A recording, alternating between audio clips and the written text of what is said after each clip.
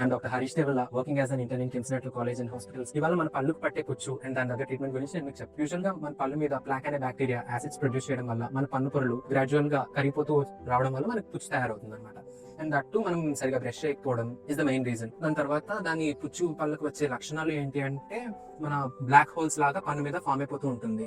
చిన్న లొట్టలాగా ఫామ్ అయిపోయి అందులో మనం తినే ప్రతి ఒక్క ఫుడ్ వెళ్ళి ఇంటరప్ట్ అయ్యి మనకి నోటి దుర్వాసన అనేది నోటీస్ చేస్తూ ఉంటాం. దాని దగ్గర ట్రీట్మెంట్ ఏంటంటే ఇనిషియల్ స్టేజెస్ లో చిన్న ఫిల్లింగ్ తో సరిపోతుంది. డెంటల్ సిమెంట్ పెట్టి దాన్ని క్యూర్ చేస్తాం.